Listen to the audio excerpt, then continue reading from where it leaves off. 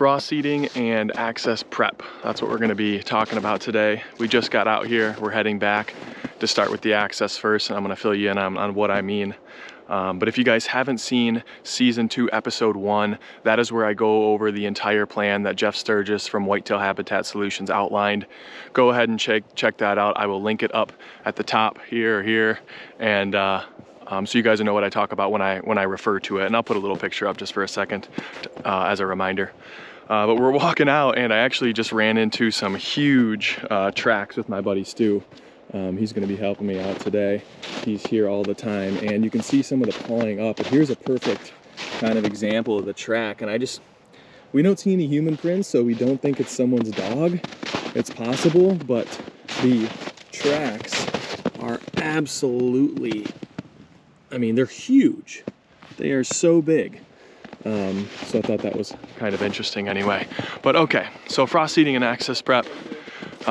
What we mean basically is how we're gonna prepare and get ready to do 3 spraying of herbicides, where we put the seed and all that. I really got this idea from last year where I started, because I started to do some simazine, and I put a stick in the ground to mark, you know, where I started spraying simazine before we planted switchgrass, thinking I'm gonna remember where I seeded, spray fine, and just remember where everything was by maybe a stick or 2 in the ground. And I'll tell you, did not work at all.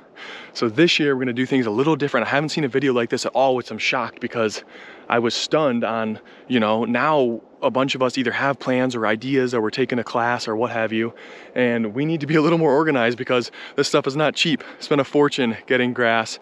We're doing 15 or so acres of switchgrass. We're gonna have about 5 acres of food this year. So I need to do it right. I plan on this stuff lasting, you know, basically a lifetime, or as long as I can, you know, mowing it every once in a while or something to that effect. So it's very important. I want to do it right. And the first thing we're going to do, however, is access. And what I mean by access is the trails we're walking.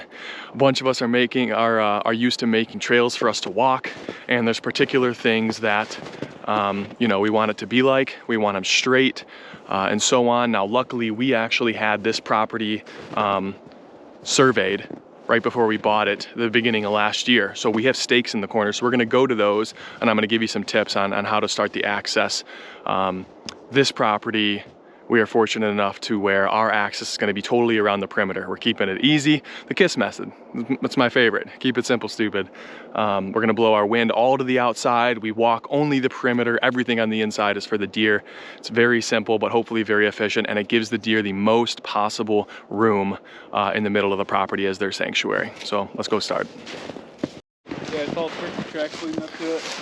So on our way out here, we came to this little spot right in the middle of the field. You can see a bunch of the little coyote tracks around. Something definitely got attacked right here. I just find it so interesting. You can see some urine there, and even blood right up here.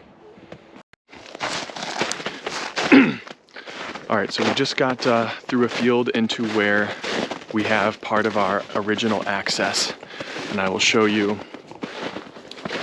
part of the access right here. And you can see it's pretty nice and wide. It's very straight. That's exactly what we're trying to accomplish, but all the way around the property, which is what we're here to work on today. So the other thing I wanted to show you as the poor example, you can see all the tracks and stuff in the snow, is this is the trail that I started last year. I didn't have much time, basically with just a chainsaw and taking clippers to the ground. You can see, one, it's very narrow. You can see it's not very straight, and I'll show you more later. And you can see a ton of tracks. Urine, exactly what we do not want.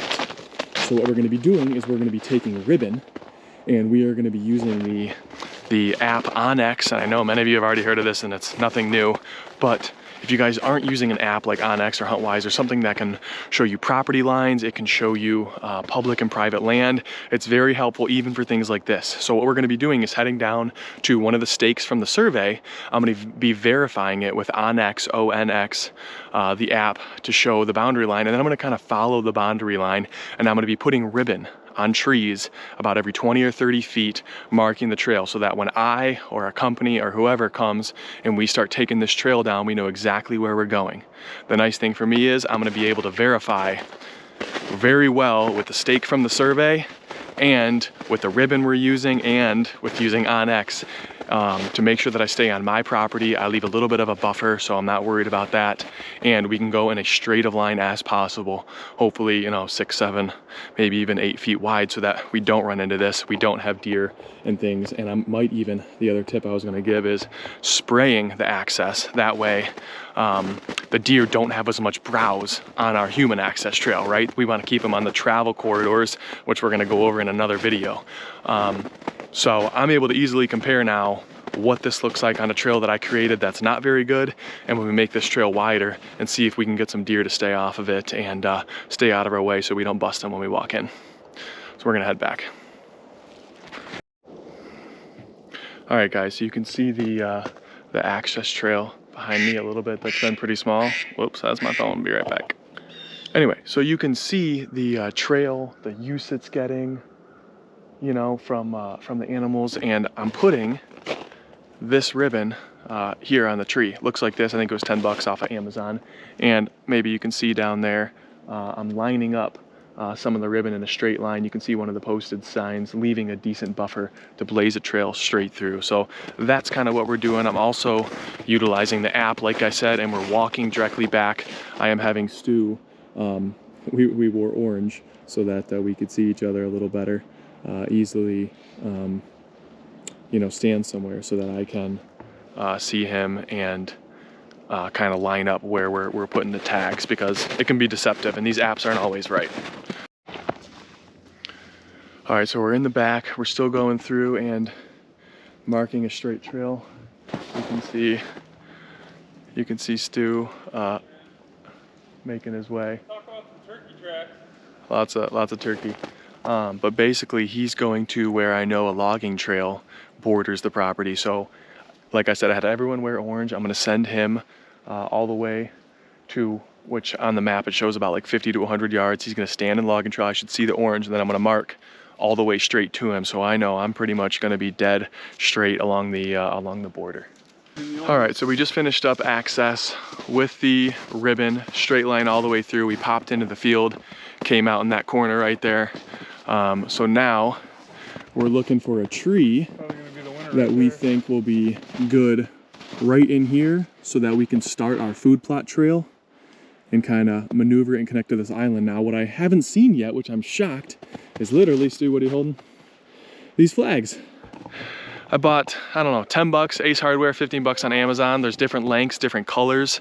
And we're gonna mark, I don't know, every 30 yards with these flags, because, you know, I plan on at least 3 different sprayings. And remember, the switchgrass is not gonna start growing until the soil temperature is what, 50, 55 degrees, something like that. Not till June, okay? After the second spraying is the switchgrass gonna start to come up. And if you're gonna be doing glyphosate on the food and no simazine on where you're gonna be putting your food plots, right? We shouldn't be doing that.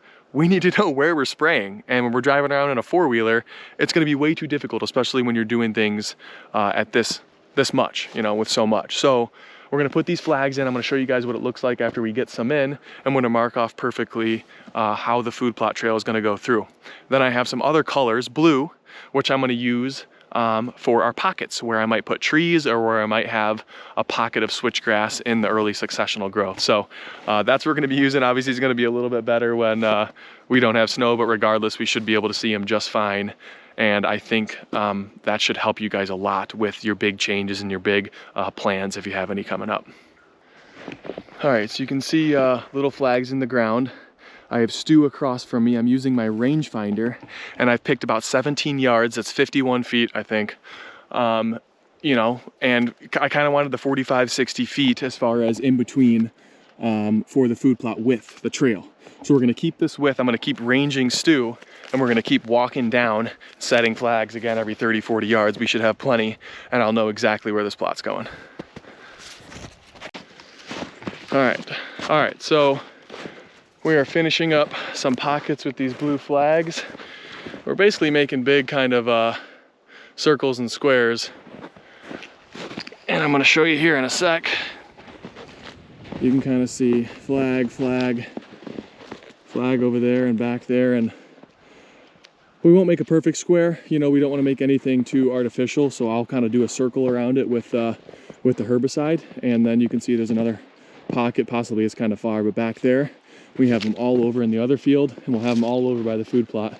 And that is just going to break up a lot of this open field that was previously farmed. Again, remember, this was not a hunting property, so we're really going from a farming property that had deer around, you know, very few mature ones, and kind of seeing where we can take this. So all these edges too on the tree line, remember, if you remember back to the map, they're all going to be lined in switchgrass. Now, a big thing I want to remind you guys that I was thinking about, and I could have made a huge mistake, is, you know, when we feather these edges and we do some hinge cuts in some later videos, I know there's tons of videos out there on it, but just to see how it goes for us, you want to wait until after the second spraying, because like for me, I'm using a four-wheeler. So if I'm driving a four-wheeler and I need to spray simazine in the beginning, that's fine. But when I need to come back and hit it with glyphosate and 2,4-D, I think, but at least glyphosate, one more time before June, before the switchgrass starts germinating, I can't have all these trees lined up and across. I mean, I'll never be able to get around it and spray it. So I'm gonna wait till after that for those, then come back and hinge cut. And in the meantime, all throughout the woods, you can go do your normal bedding, your travel corridors, and do all your cutting there in the you know, earlier part of spring and late part of winter. So we're gonna finish up these pockets. We're gonna get out of here, and that is pretty much everything for frost seeding and access prep. I'll do maybe show a little bit about when we get the dozer back here, hopefully, and the new chainsaw, and just show you how that works. I'm hoping it's going to take a lot of the work out for us and look really nice. So I'm excited to see that. If you enjoyed this, you want to see the next video, please think about subscribing, and we'll see you guys next time.